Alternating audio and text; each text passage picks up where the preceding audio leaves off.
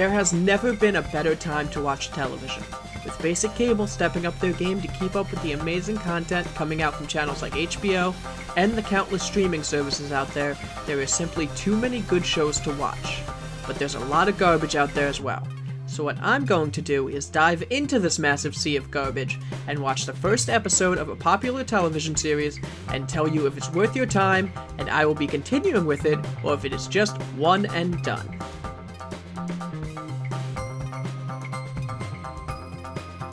Riverdale is the newest attempt from the CW to have gorgeous 30-somethings play dark and brooding comic book characters that are still in high school.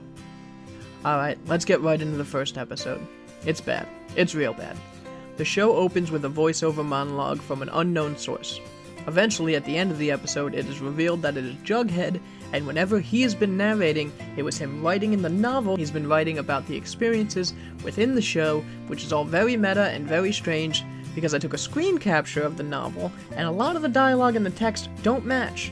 So either he changed it to sound more poetic, or whoever was in charge of writing the novel couldn't be bothered to check.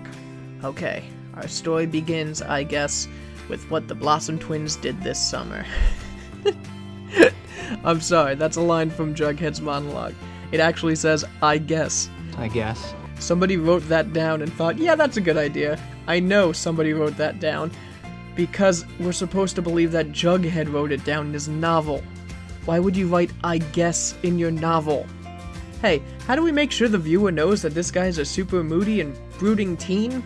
I don't know, make him say I guess when it's really inappropriate. You got it, boss! So the Blossom Twins, Cheryl and Jason Blossom, get onto a boat and then hours later, Cheryl is found without Jason. Jason. Really? Is that the best take we got? I guess. Cheryl claimed it was an accident, and everyone kind of forgets about that guy who died after this point. We now see that Veronica moved to town, and we get a scene of Betty getting changed in front of her token gay friend. It's okay though, she's getting ready to go out with Archie, so it makes sense that she would have a scene of her in her bra. And she lives next door to Archie, so it makes sense that he would take his shirt off and pose next to his window where her and her token gay friend could see him, and oh god, it's only 4 minutes into the episode. When they go out, they just have no romantic chemistry at all. Look at Archie's reaction when Betty tells him about her summer. One summer can change everything. Wow, that's so true. And then this is her reacting to him saying he wants to start writing music. Amazing! And now, watch what happens when Veronica walks in. I've been thinking about us, Archie, and our friendship, and how it's time we dated. Archie stops listening to Betty to the point he can't even hear her anymore because of the music playing in his stupid head. And he completely stops looking at her and stares at this hottie that walks in. He's supposed to be our hero, the character we're rooting for, but there is this gorgeous woman confessing her love to him and he just goes, hey, could you shut up for a minute? I'm trying to eye hump the new meat. Now I'm going to jump over some stuff, because if I keep describing every scene like this, I'm going to have an aneurysm when this is over. So let's jump to lunchtime. Cheryl Blossom comes over to join the group and suggests that Veronica should try out for cheerleading, which leads to this exchange. Is cheerleading still a thing? Is being the gay best friend still a thing? Veronica convinces Betty to try out with her, which leads to this exchange.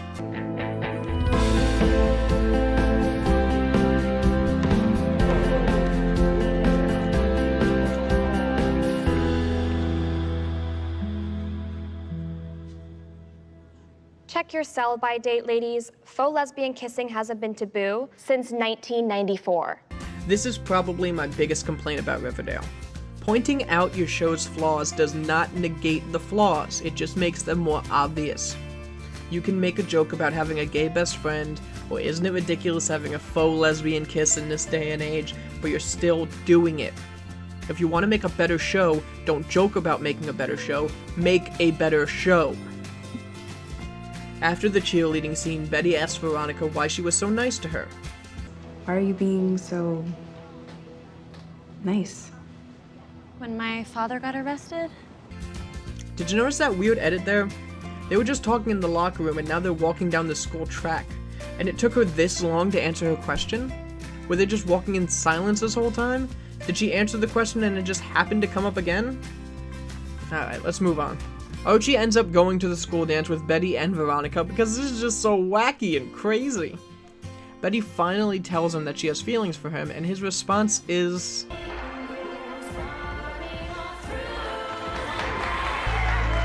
This guy would rather look at any other living entity than the woman in love with him. They all end up back at Cheryl's after party, and this happens.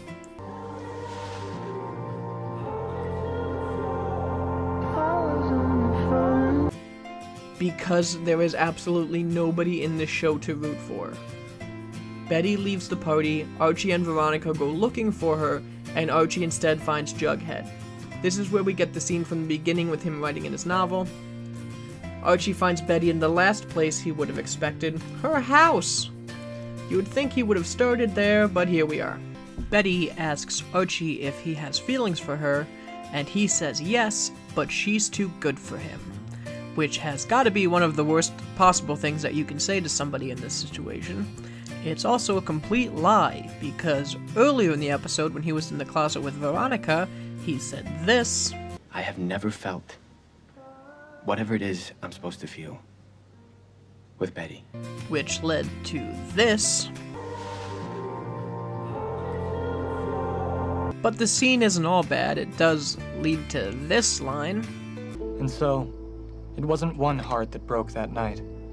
It was two. Oh, shut up, Jughead. After that, token gay friend and some dude named Moose find Jason Blossom's body. Remember him from the beginning? Jason. Yeah, and that's pretty much it for this episode of Riverdale. I guess.